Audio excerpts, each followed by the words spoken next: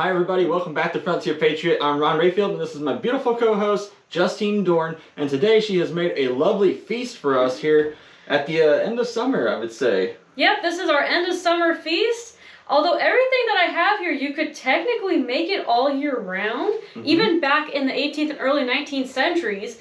So I have stewed cabbage, I have pea pudding and sausages, and I have apple pie. And apples keep really, really well through the cellar throughout winter if you are using an old variety of apples. A lot of these more modern varieties of apples do not keep well during the cellar because they are very soft and juicy and they're meant to be eaten right away. So these were harder apples. Yep, these apples of the past, often they were used for cider or they were used for cooking, because when you just pick it right off of the tree and you eat it, it's like, oh, okay, this is fine, this is whatever. It's really, really good. I mean, you can eat it, but it's not like a modern apple that's super juicy and just drips down your chin. But if you keep it in the cellar for a month or two, it gets juicier and juicier and juicier. So that's the trade-off. Well, it sounds good to me. Hey, before we get into this, if you want to see Justine make this delicious looking meal, please go over to our main channel. Every meal that we review here on Frontier Patriot, we make over there on Early American. So over there we cook it. And here we eat it. And here we eat it. Yeah, I think we're about to do that, aren't we? Yes, I am very hungry. I've not tried this. I had to stand by and watch Justine try it. We about to eat this. So I'm ready to give you my official review. I'm going to take the one in the middle. Official food review of this early 1800s spread here. We got the savory and we got the sweet. Now I already tried it. I love it, but that's not too surprising because, you know, some people, they just say, oh, I want to eat a juicy steak, or my thing is cheeseburgers, or I like chicken fried steak, or whatever it is. My thing is I love pork sausages.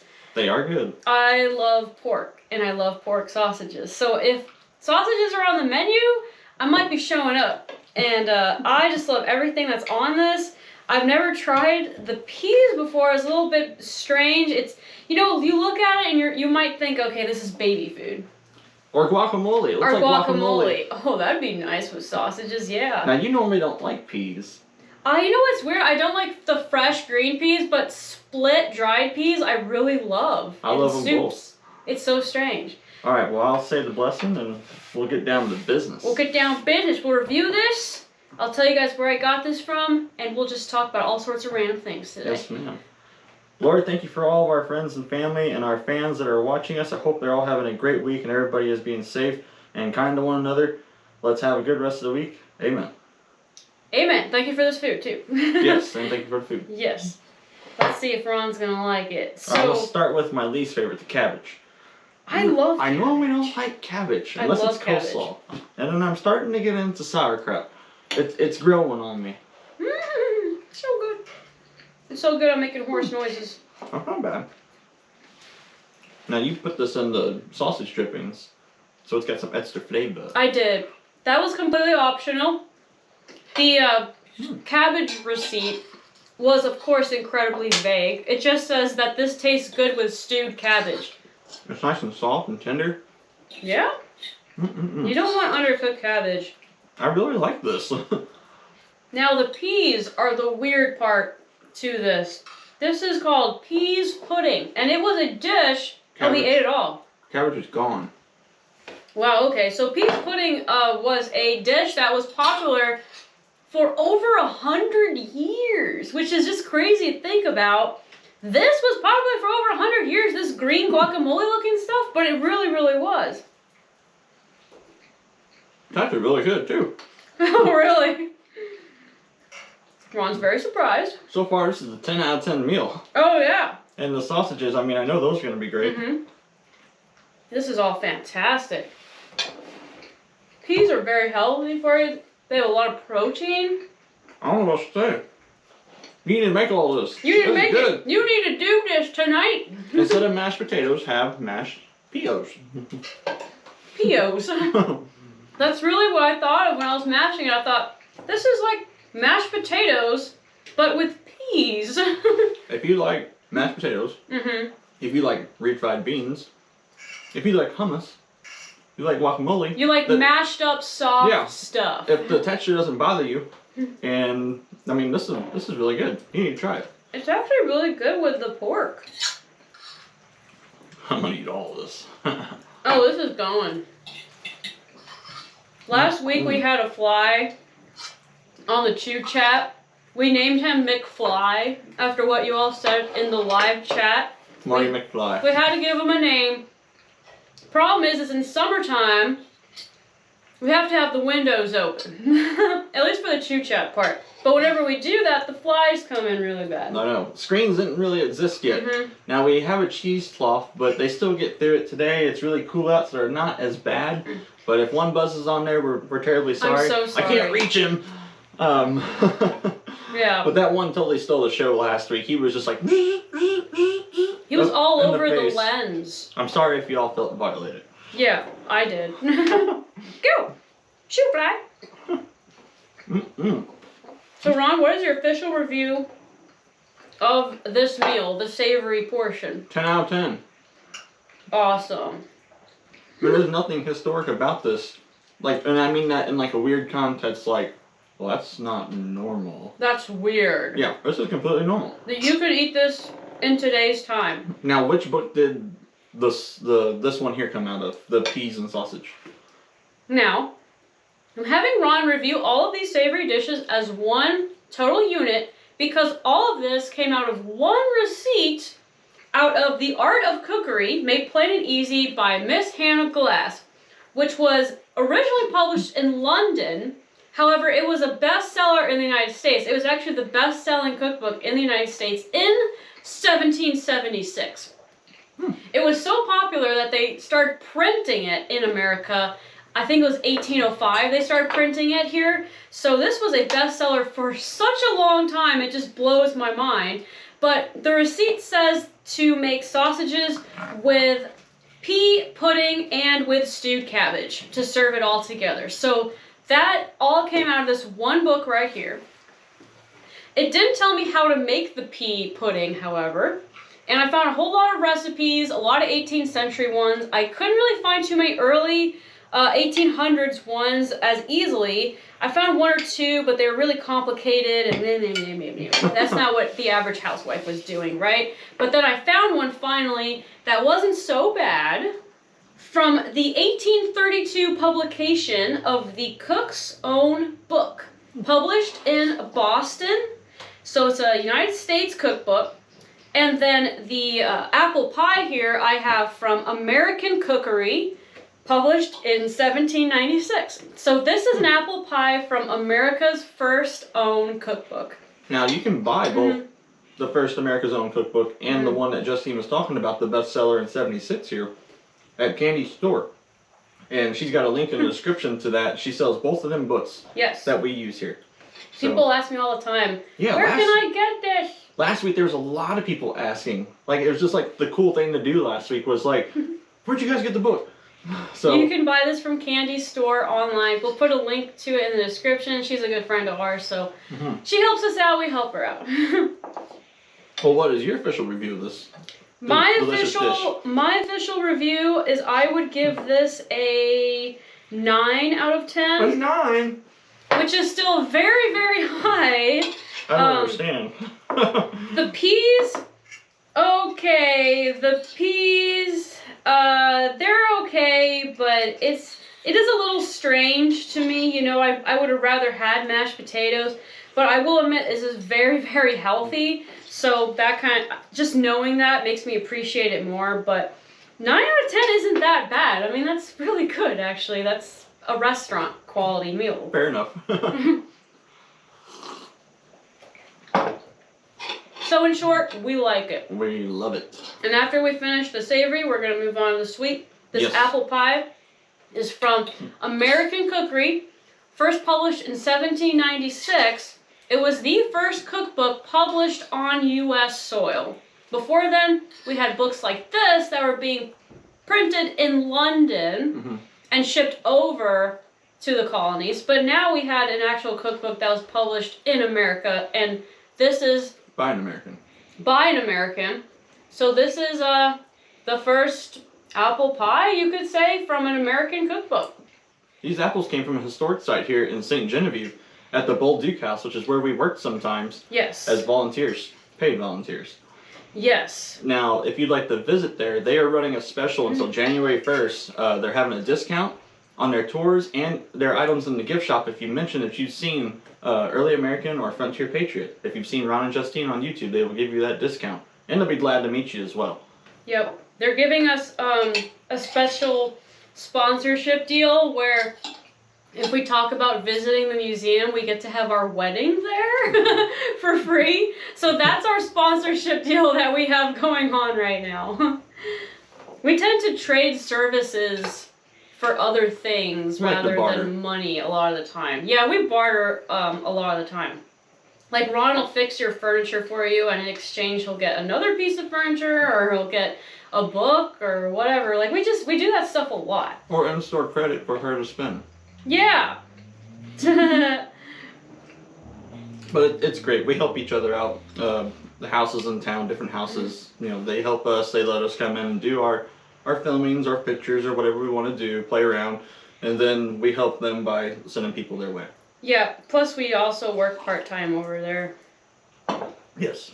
Now you might be noticing there's a unfamiliar-looking pistol on the table here. I acquired this bad boy yesterday. One of the members in our unit was selling this thing, and it was for a deal I could not resist, so I snagged that. Yes, he did. Actually, he looked at me dead in the eye and he said, "Justine, my birthday's coming up. Can I buy this?" And I said, "You want me to buy it for you?" He said, "No, I'm going to buy it, but just give me permission to buy it." And I said, "Okay, fine." See, I'm getting off on the right foot before we get married, you know?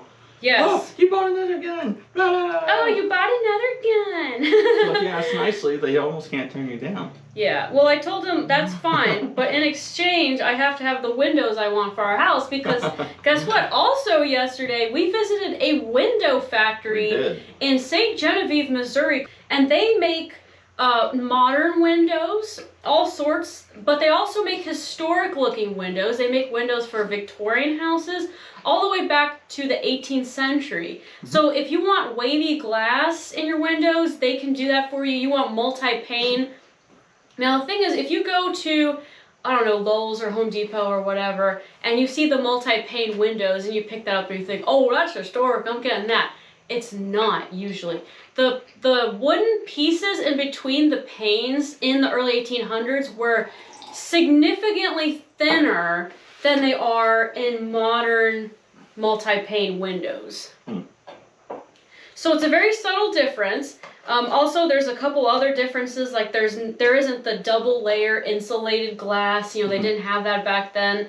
And also, when you put the window up, you have to put a stick in the window because there's no support holding it up in the air like modern windows have. Like, there's all these little differences. We're going for the real deal. We're going for the real deal. You guys know how we do it. For our homestead build. So we toured that. They're going to give us a quote soon. I'm really excited about that. The guy looked me right in the eye and he said, "Now, wavy glass is very expensive, young lady."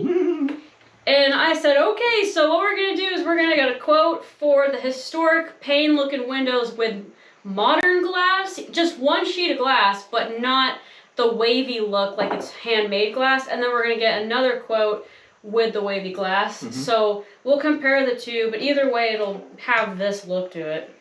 Yeah, it'll be nice either way. So we're looking forward to that. We don't have any other building updates. It's been raining like crazy here, actually. Yeah. Like downpours. But last week we did get all the plywood on the floor joists on the main floor, so we're ready for walls. We're just waiting for a dry spell so we can get out there and get that done. Yep. Well, hey, I think I'm ready for some dessert. He's ready for the dessert. Fee, fi, fo, fum. I smell the apple of an apple pie. I'm really, I put that there because I knew that you were gonna demolish that, so I kept it close to you. The pie? Yeah. Do you want another plate, or are you gonna eat off of that? I'm gonna eat off of this one because this one's clean. Let's try America's first recorded recipe for apple pie from a published cookbook.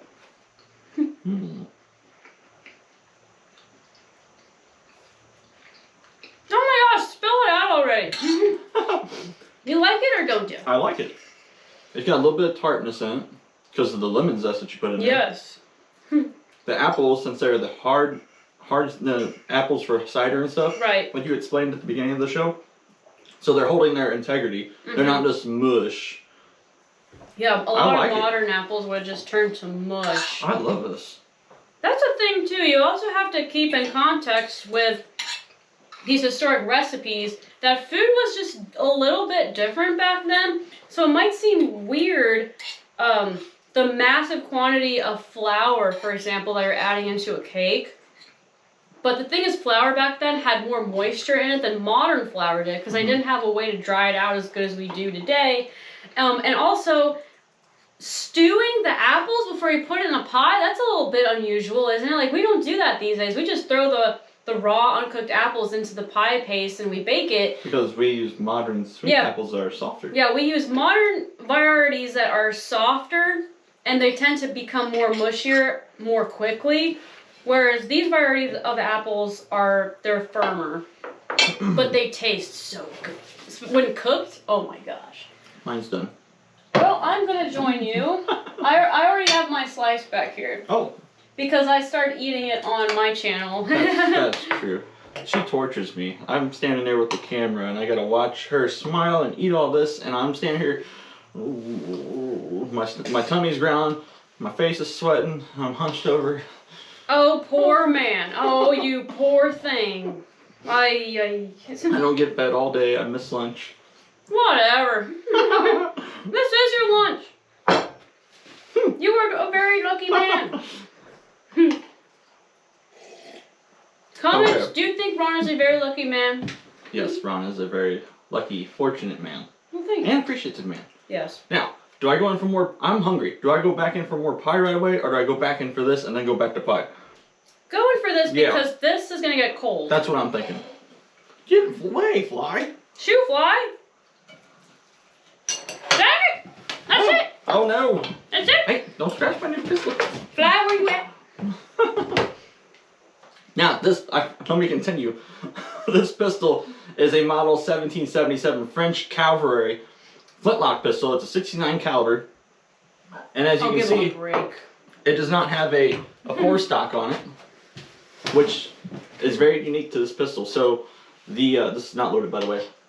The tang from the barrel goes all the way down the back of the grip, which is unique. And it's a beautiful pistol. You said it's a French pistol? Yes, ma'am. Cool. Very beautiful pistol. And he got it for really cheap. Yeah. I got it for a third of the price, let's put it that way. Man! When you've got friends in the right places and you're standing in the right place at the right time. Miracles can happen. Yes. I think I'll eat some more cabbage too. Now let's talk about apples for a second. Oh yeah, you want to talk about our apple trees? Yeah. Our orchard? Let's talk about apples. So on the screen right now, I have an illustration showing you all the apple trees that we currently have planted out at our homestead. I planted them out early this spring. I won't be showing you an actual picture of what they look like because they're only about 5 feet tall right now and they're just getting started, so they're just not that impressive looking at the moment. I really want to show you guys what they look like when they're really feathered out and they have a lot of leaves all over. So maybe next year I'll take a good picture. But we have 3 Newton Pippin apples, 6 Roxbury russets, 2 golden russets, and 4 Spitzenbergs. Now, why are these historically significant apples? All of these are historically significant. So let's go down the list here with the first one. Newton Pippin apples. I don't know why I can't say that. But they were the first commercially grown apple in the United States. They were first identified in the place of Newton, Long Island, hence the name, in the year 1750. This apple was a favorite among the colonists because it lasts throughout winter and it actually gets sweeter and more delicious the longer it's in your cellar. George Washington loved this apple, and Thomas Jefferson did too. Thomas Jefferson said while visiting France, and I quote, "They have no apples here to compare with our Newton Pippin." Now next is the Roxbury russet apple. This is an old one. And I actually think that the apples that we picked from the tree that we used for this apple pie are Roxbury russets. I asked the site director and he said he had no clue what kind of apple they were. All he knew is that they were a very old variety, but looking at them, they look exactly like Roxbury russets. Mm-hmm. So this apple dates to 1635. It was first identified in the 1600s near the town of Roxbury, which is a town outside of Boston, Massachusetts. It's one of the oldest apple varieties that's still being grown in the United States today. In the 18th century, it was popular for cider making, but it can also be eaten fresh. It also keeps very well in cold storage. Golden russet apples originated in New York sometime in the early 1800s. No one is for sure, but it's a pre-1840 apple. This apple is known for being excellent for making juice and cider. It keeps really well throughout winter, and it has a buttery, spicy flavor, which makes it awesome for cider and for pies. Buttery, spicy, I like that. Buttery and spicy, so it just kind of melts in your mouth, but it has this mysterious spiciness to it. I want to try one of them. Oh, we will someday, a lot of them. Next up, and lastly, we have the Spitzenberg apple. It was first discovered in New York sometime in the late 18th century by a Dutch settler whose last name was, you guessed it, Spitzenberg. Sounds German. Now guess what? This was Thomas Jefferson's favorite apple of all time. He ordered a dozen of these trees and he grew them at his home in Monticello. They say it's a very crisp apple that makes a nice crunch when you bite into it. It keeps very well throughout the winter months in your cellar, and its flavor improves throughout winter. You can use it to eat fresh, and you can also use it for baking pies. Those sound delicious, especially that spicy, buttery one. I'm excited about that one, but I'm also very excited to try Thomas Jefferson's favorite apple. I mean, that's just really cool. The Spitzenberg. Yeah, exactly, the Spitzenberg. Well, I've done it again. The Plain Plate Club here. Oh my gosh. Now, it's time for more pie. Okay, more pie. You can actually have mine. You know what? I'm just not that hungry. Okay. By the way, what are we going to review this? We haven't reviewed this pie yet. The pie. 1 out of 10. What are you going to give from America's first published cookbook, this apple pie? Let me get another taste. Going in with a big bite.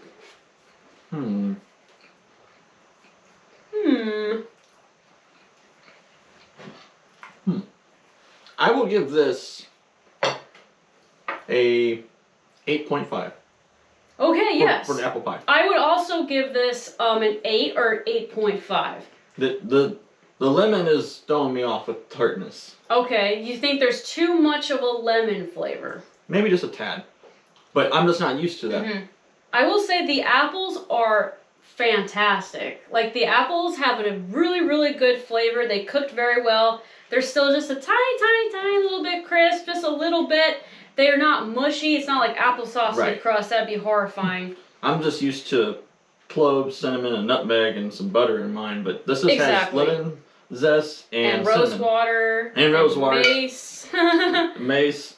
Yeah, the rose water might be throwing it off a bit, it might be the rose water. You guys know I don't like rose water. Not a lot of people these days do like rose water. Now, I will say rose water tastes fantastic in Middle Eastern desserts, but in American desserts, it's just a little weird. I don't know, it just doesn't mix well with what's going on. That's why we don't do it no more. Yeah, that's why we don't do it anymore. I'm gonna stay with the 8.5 on the pie. Okay, now And a 10 on the rest. Thank you. I'm going with an 8 on the pie because it is missing the classic apple pie spice. Yes, it has mace. Yes, it has cinnamon. But it does not have nutmeg. It does not have clove. And some people even add vanilla to their apple pies. Yeah. And this doesn't have that. So it's just a little basic. There's also no butter in it, which is largely disappointing. But it's still very good. It's still very, very good, but it could be better, and it has been made better. Now, in the same cookbook, there's another recipe for apple pie. So there's 2 recipes for apple pie in the same receipt book. And the second one is called a buttered apple pie. Why are we eating this one then? Because that one is very weird. That one requires that you take the top crust off when it's done, and then pour in the spices and the butter on top of it when it's done, and then put the crust back on top and eat it. It was very strange, and I just didn't want to do that today. How are you supposed to remove a cooked crust and then without breaking it? That's strange. You probably break it. Well, while you chow down on that, I'm going to get into some of this week. In history! Here we go. While I continue with my sausage and cabbage because all the peas are gone. First up this week is August 14th. In 1824, General Lafayette comes back to America. Now, he was here during the American Revolution, then he went back to France, and they had the French Revolution over there, but he returns in 1824 to America to tour the 24 states that we had at the time to see what America had become. So by us is the Pierre Menard home. Yes. And he danced with one of the daughters that lived in the house in the early 1800s, and her dress that she wore when she danced with Lafayette is still in the house, just sitting in a cupboard off to the side, like open there, not protected under plastic or anything. It's just sitting there. And when I saw that, my eyes bulged out of my head. It was a white dress. It's pretty. White was a very popular dress color back then. Not just for weddings like it is now. So he was the last remaining general at the time in 1824 from the American Revolution who was still alive. Oh, wow. Yes. So he lived a long life. Yeah, and he was young when he came over from France and donated his services to America. He was a young man. Okay. Next up, I've got for August 15th. In 1635, the first recorded North American hurricane hits Plymouth Colony. Oh, what? So that's whenever the first recorded North American hurricane. Now, obviously they had hurricanes before that, but it wasn't written down. In the 1600s? Yeah, 1635. Man, imagine being a colonist in this terrible hut that you built, and the hurricane comes through, and you just got off of the boat. A lot of people probably died because they lived close to the ocean. And if you know anything about hurricanes, you want to get away from the ocean because all the storm surge. Wow. Crazy. Could not imagine. Yeah. Hold on, just like tie yourself to a tree and pray to God. Nah, that might not be a good idea either. I don't know. Those houses didn't look that secure, what they built. Next up, I've got August 17th, and in 1786, Davy Crockett is born. Tell me who that is. Davy Crockett is a folk hero, frontiersman, a politician, and a soldier. He served in the Tennessee militia, and he served multiple terms in Congress as a representative. Okay. And he's most known for his death, which took place at the Battle of the Alamo in March of 1836. Oh, so he was at the Battle of the Alamo. Okay. So he's most recognized for that, but he did a lot of other stuff in his lifetime as well. I see. Next, I've got for the same day, August 17th, in 1859, John Wise used his famous hot air balloon called Jupiter to deliver the U.S. mail. This is the first time that mail by air happened in the United States. That is the most steampunk thing I've ever heard Like, about. I gotta overnight something to California from St. Louis, so I'm gonna put on my hot air balloon and... You know, when you're checking out online, you're on Amazon and you order some nice socks or something, you say next day shipping. Well, back then, next day shipping was a guy in a hot air balloon hovers over your house and throws the package down, and I mean, that's incredible. It's probably broken. So that was the first aerial shipping ever done. In 1859, on August 17th, John Wise launched his hot air balloon carrying the U.S. mail. Now, it did fail. It did not reach its target destination. That's what happened to my package. I hate Did when he mail gets crash? lost. I don't know if he crashed. Oh, okay. They're really hard to control, hot air balloons. There's no wings on them or anything, so you can't really direct them too much. I think the temperature is very important, right? Yeah. If it's too cold, it won't work. Yeah, you got to keep the heat up. The higher up you go. And I would imagine you pull on a rope to kind of flex the balloon, if you will, because the air wants to go up. So if you pull down on it on the right, it might send you to the left, or vice versa, you know, because the Yeah. air is going to go to the other way. Gosh, what a cool Science. idea. What a cool idea, though. It is. And so my next one is for August 19th of 1587. The first European baby is born here in America. Her name is Virginia Dare, and that happened in the Roanoke colony, also known as the Lost Colony.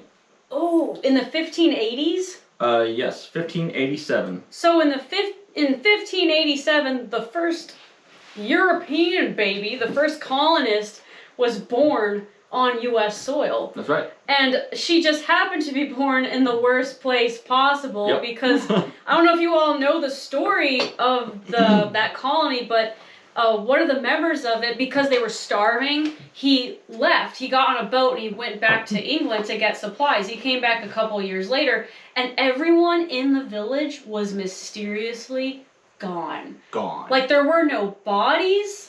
There was no skeletons. There were no clothes. Like, everyone was just gone. They vanished. Like, everything was just vanished. It's still a huge mystery today. It is. It's a huge mystery to this day. No one knows what happened to these dozens and dozens of people. They didn't just starve to death, or else they would have found their bodies. You know, they just vanished into thin air. So they've made like horror movies about it. Like people think like demons got them and stuff like that. But the reality most likely is that the Native American tribes nearby took them in, and that they just starved so bad that they finally gave in and went to the local tribes, and they took a gamble because the Native tribes, they could have killed them and taken their weapons and everything that they had. They could have. Yeah. Or they could have taken them in. Now, what happened exactly, we don't know, but it's very widely accepted that they eventually just gave in and went to the local tribes. And what happened after that, we don't know. And the only significant evidence they have of that is the word Croatoan, which was the name of the tribe. Mm-hmm. It was carved on a tree there, so they found that when they returned to Roanoke, Right. and that was their only guess. Right. And she was the granddaughter of Governor John White. I believe he's the guy that went back to Europe to get the supplies. Wow. And he spent the whole rest of his life not knowing what happened to his family. Yeah. That's pretty sad. Next up, I got one more birthday for August 18th, and that is Meriwether Lewis of the Lewis and Clark Expedition. Yeah! He was born in 1774, and he died in 1809, and I suspect foul play. His birthday Now, happened this week, but his death is even more interesting. There are people who say he committed suicide. I think it was foul play. That's just my personal opinion. What is your thoughts on that? Well, first of all, let me tell you guys what happened. Okay, so Meriwether Lewis. Yes, he was the governor of Upper Louisiana, so Right. he was in St. Louis. He was a pretty big guy. Missouri was not a state until 1821. So in the early 1800s, he was the first territorial governor of Right. here. Washington, D.C. wanted a report on how the financial things were going, and he was on his way there, and he stopped at an inn in Tennessee. Yes. And that's where it gets kind of messy. Okay, so we only have one eyewitness account here, and it was one of the ladies that worked at the inn. She said in the wee hours of the morning, like 4 in the morning or 3 in the morning, she was walking by his room and she overheard arguing and furniture banging around, and then she heard multiple gunshots. And she didn't do anything about it. She didn't tell anyone. Maybe she was scared. Mind your own business back then. Yeah. Or you get killed. So what happened is Meriwether Lewis got shot twice. He got shot once in the chest and then once in the head, and he was still alive for a couple hours, but he eventually succumbed to his wounds. Not surprisingly, when you get shot in the head, that does tend to happen. So half of people think that he committed suicide. Half the people think that he got murdered and robbed because the trail that he was on was notorious for highway bandits. And the eyewitness, she heard a commotion, like people were talking in there. And Meriwether Lewis's family, even to this day, they have descendants that are still trying to say that he was murdered and that he did not kill himself. So from day one, they said, no, he did not kill himself. He was murdered. And they did an autopsy of him 40 years later. Really? They dug him up in the mid-1800s. I didn't know that. Wow. Yeah, they dug him up. And the guy that did the autopsy, it was like the 1850s or the 1840s, something like that. But he said that he was convinced that Meriwether Lewis was murdered. He thinks that the injuries were not self-inflicted. There's no way. Now that's that. But why would you think that he killed himself? He was shot twice. That's very strange, right. you know, like especially the chest. Why would you do that in the chest if you're trying to do that? But okay, so here's the thing. Meriwether Lewis had a reputation for being an extremely depressed person, and he had multiple suicide attempts in the weeks leading up to this day. Multiple attempts with eyewitnesses who saw it, and they had to grab him and hold him back from him killing himself. Also, on his way down to the hotel, he wrote his will. And also, he was deeply in debt. He was an alcoholic by this point. He was severely depressed because he couldn't find a wife. Yeah, he was never married. He never married. He really wanted to be, but for whatever reason, he couldn't find a wife. Maybe because he was a drunk. He was only like 35 or... Yeah. And also, nowadays, people believe that he suffered from bipolar disorder. He would have these mood swings where he was super, super excited, apparently in a way that wasn't quite normal, and then he would have these really down lows where he would be super depressive and suicidal. And so his friend, Thomas Jefferson, does that ring a bell? He knew him very, very well. He was a very good friend of Thomas Jefferson. Thomas Jefferson himself said Meriwether Lewis killed himself. He said, I know that guy, and he said that Thomas Jefferson said that Meriwether Lewis was just like his dad. Apparently Meriwether Lewis's dad also probably suffered from bipolar disorder, and he was also extremely depressive. And so Thomas Jefferson said he was just like his dad. He would have these super, super highs and then these really bad lows, and he tried to kill himself multiple times. And people think that because he wrote his will on the way there and he had tried to kill himself literally just a few days before this event, people think, okay, he probably killed himself. And his official cause of death was ruled not as a homicide. But still, it doesn't make sense because there's a commotion. Yeah. Unless he's super bipolar to where he's got... Like talking to him. No! Yes! No! Oh my gosh, Ron! Stop that! I mean, but that's not likely. But it could have been a coincidence. He could have been so depressed and planned to do it, you know, given he wrote his will and everything, and then also, give me your money. Exactly. Somebody come in there and did it for him. Well, so who knows? There is a theory that the girl that gave the eyewitness testimony made it up in order to get fame. So there's a theory about that. I mean, who knows? Yeah. Like, there's no solid evidence that she made it up either way or not. Some people even think that his servant might have killed him. He had a French servant that was traveling with him, and his family strongly suspected that it was the servant that did it. But again, maybe the servant was trying to stop him. Who knows? Yeah, but who knows? The second gunshot, if the gun went off once, if he shot himself, if that were the case, the servant would have gotten the gun because he would have been injured, so he wouldn't have been able to shoot himself the second time. So if he was there, because it takes a while to load these things. Yeah. It's not like a modern gun where you can just go off and off and off. It takes a while. You have to think about it. Let me put it that way. Every shot, you have to think about it. Now, what do you guys think? Yeah, what do you guys think? You think he did it? Do you think somebody did it to him? Yeah. You think it was 50-50? You think somebody robbed him, shot him in the gut, and then maybe he... And he said, forget about it. He finished himself off? Right. He was deeply in debt, and he had very bad recorded mood swings of depression. So, possibly, who knows? But his family to this day, his descendants are saying he didn't do it. I'm saying he didn't do it. That's my... There has been a call recently to dig up his body. Again, all these years later, and to see... because you can tell how far away someone shot a person. Right. You the can angle. find the angle, and also you can find little microscopic particles of gunpowder residue. If you find that on them a lot, it means they got shot up close. And it also depends on if it was a pistol or a rifle or a musket. I believe it was a pistol, but I'm not 100% sure on that. If it's a pistol, it's possible. If it's a long gun, there's no way. these guns of these times, they're, Right. They're 60 awkward. inches long. There's no way you could do that. But, the mystery remains. quick, to the time machine. Let's go back and find out. Let's go. Okay, you know what? We're done with our food.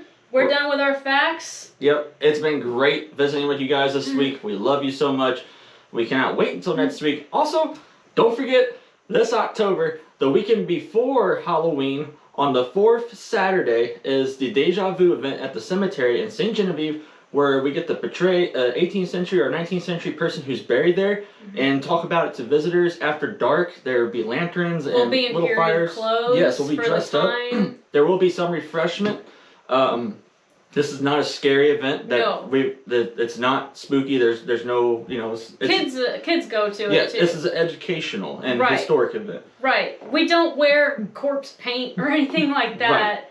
Ron and I are gonna do it. We picked a man and a woman that are buried there. Yes. The guy had a very, very interesting life. Very interesting. Very interesting life, and his tombstone is no longer there, unfortunately. It got washed away or something, probably in the Great Flood of 1993 that was there. But he's buried there. We just don't know where. Right. So we're gonna find a tombstone there that's totally old, that doesn't have the words left on it. Right. And we'll stand in front of it, and we'll let people know that he's not actually buried here, but we're just pretending. Mhm. And we're going to act like we are those people. So we've done a lot of research into those two individuals, and we're going to try to portray their life. And the weekend before that, on the 3rd Saturday in October, is the Night of the Werewolf event. Now, that is a spooky event. But you have to be 16 or older to get there, or be accompanied with a parent. But we don't recommend it for kids under 13. Yeah, there will be a lot of gunshots. Yeah, gunshots. The mask for the werewolf is very realistic and scary. It's after dark.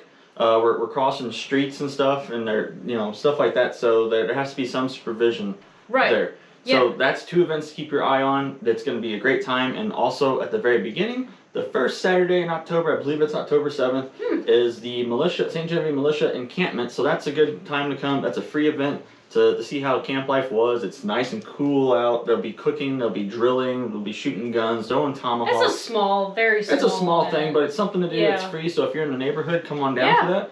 We just have a lot. St. Jen has so many events. It's crazy. I feel like every single week we're saying, by the way, next week we're doing that, and 5 minutes later we're doing this, and 2 minutes after we're going to be here doing that. Well, that's just how St. Jen is. We have a ton of these historical events at this town. I mean, every other day there's something going on. And October is crazy. We go all out for October. Oh, yes. So if you want to come to the werewolf event, that is going to be at the Bolduc House, which coincidentally is where we're getting married at as well. That is a late 18th century house with a nice big yard in the back.